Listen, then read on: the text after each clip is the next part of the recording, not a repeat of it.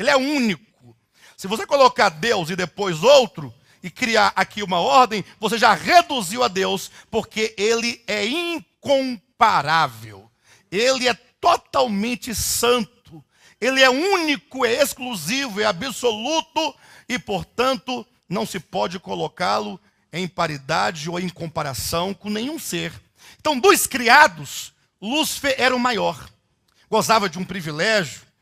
Ele, na verdade, exercia o sacerdócio e a realeza sobre a terra. Ele era um príncipe de Deus.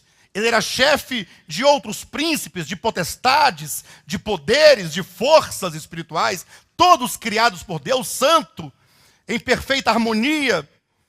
Então, num dado momento, não sabemos precisar exatamente, me parece que ele ouviu dizer que Deus haveria de criar um ser.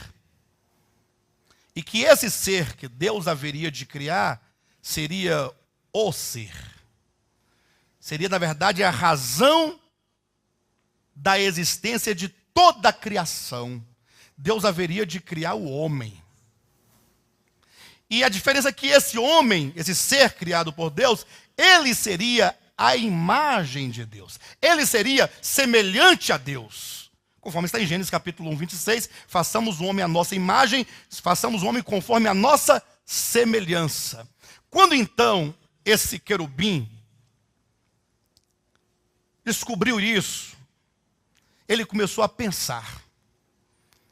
O que vocês acham, pessoal?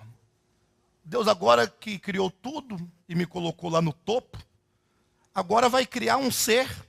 E até me parece que esse ser é a razão porque ele criou todos nós. Você acha que isso é lógico? Quem é que tem a primazia? Os que vieram primeiro ou os que vêm por último? Quem é que tem a primazia? Vamos raciocinar, pessoal. Raciocina comigo. Quem é que tem a primazia? Os primeiros. Mas não, Deus fez tudo invertido. Deus, depois que criou tudo, estava tudo em ordem, Aí ele disse, tudo isso é o cenário no qual eu colocarei o homem. É lógico que esse homem também prefigurava o homem por excelência, que é Jesus Cristo. Mas você imagine só na cabecinha aqui de Lúcifer, pensando, conversava com Gabriel, conversava com Miguel, conversava com Rafael, conversava com Ariel, conversava com Babel, e com Bebel, e com os Zeus todos. Imagine só você. E ele foi pensando. Irmãos, e na medida que você vai pensando, quando você pensa algo com pretensão, logo a violência começa a surgir no seu coração. Olha esse texto aqui. Ezequiel capítulo 28, veja o que é dito. Tu eras querubim da guarda, ungido, e te estabeleci. Permanecias no monte santo de Deus, no brilho das pedras andavas. Como é que era a vida desse indivíduo aqui? Era boa ou ruim? Maravilhosa, né? 15. Perfeito eras nos teus caminhos, desde o dia em que foste criado, até que se achou iniquidade em ti. Então, num dado momento, foi encontrado iniquidade no seu coração. No 16 fala, na multiplicação do teu comércio, se encheu o teu interior de quê? De violência e pecaste. Em que consiste, portanto, o pecado de Lúcifer?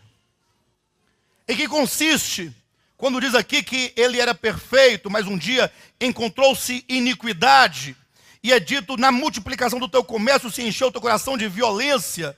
Observa que ele foi pensando acerca daquilo que Deus faria, da criação do homem, o homem, a imagem de Deus, o homem semelhante a Deus, e ele foi pensando, e talvez ele tenha encontrado alguém que dissesse, eu tive pensando também, Lúcifer, e eu acho que você tem uma certa razão.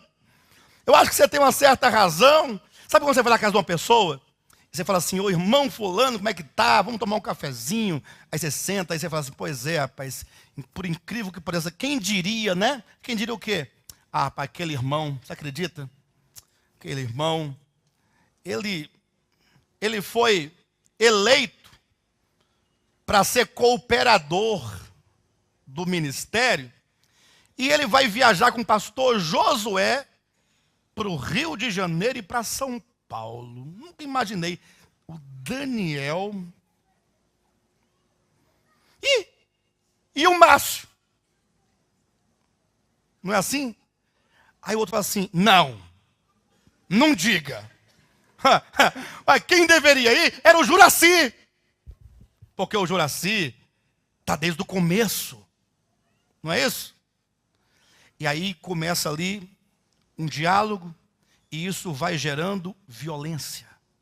Daqui a pouco, essa pessoa está falando mal do ministério, falando mal do bispo Alexandre, falando mal do bispo Josué, falando mal do irmão Daniel, falando mal do irmão Márcio. E que culpa o Márcio tem? De quê? E o Daniel tem culpa de quê? E aí o coração fica cheio de quê? De violência. E aí quando alguém faz uma crítica a isso, mesmo em nome de Deus, mesmo que essa pessoa pense que ela está, na verdade, buscando a justiça no meio dos santos, essa pessoa está tentando alcançar os seus objetivos egoístas por meio de violência. Uma violência verbal que agride, que destrói, que corrompe. Essa pessoa, ou essas pessoas, ou quem assim pensa, não pode ser chamado de manso e jamais herdará a terra.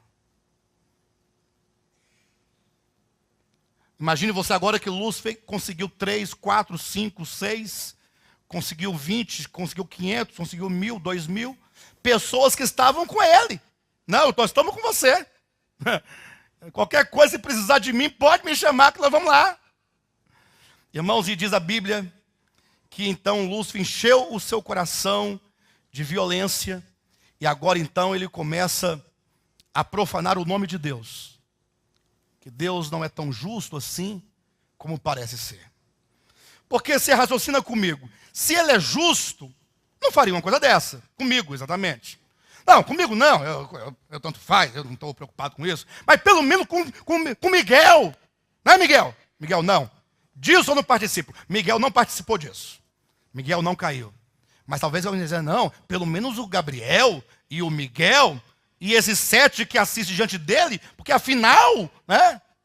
E então, queridos, diz a Escritura que agora ele começou a colocar em dúvida a justiça de Deus, começou a colocar em dúvida a bondade de Deus, a mansidão de Deus, colocar em xeque o amor de Deus. Ele foi profanando o nome de Deus, de maneira que diz a Bíblia que quando menos se esperou, a terça parte dos seres criados nos céus já estava em rebelião juntamente com Lúcifer.